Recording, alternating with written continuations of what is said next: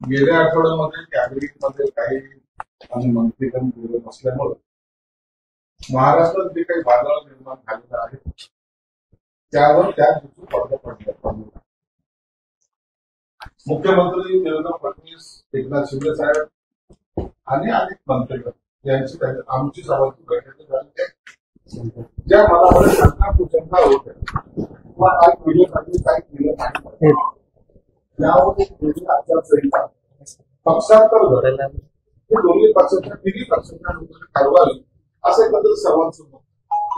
म्हणून त्याचा वादकाचा परिणाम महायुतीवर झाला असं काही समजण्याचं काही कारण नाही. दुसऱ्या दिवशी एकनाथ शिंदे साहेब हे अमित शाह साहेबांना भेटायला जवळपास 50 मिनिटं त्यांची चर्चा झाली.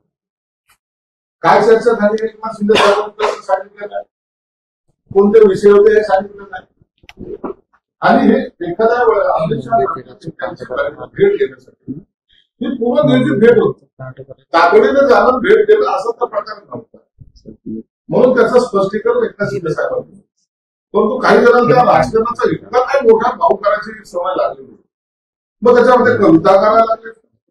काही ज्ञानी लोक तर काय संघटनेमध्ये आता यांचे दिवस तर असे वाईट आलेले आहेत, मग त्याच्यावर काहीतरी कॉमेंट्स करायचा प्रयत्न करायला लागले. अहो, तुमचा पक्ष कुठे गेला? आज या नगरपालिकेच्या निवडणुकीमध्ये तुम्हाला उमेदवार मिळाले नाही, तरी तुम्ही दुसऱ्या पक्षात.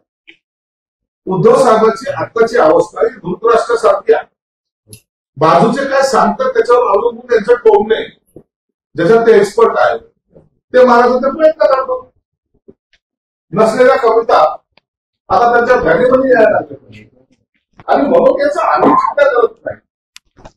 शिंदे साहेब नाराज जर असेल किंवा शिंदे साहेब जर एखादी भूमिका मांडायची असेल तर ते स्पष्टपणे मीडियासमोर मांडतात, हे तुम्हाला माहिती.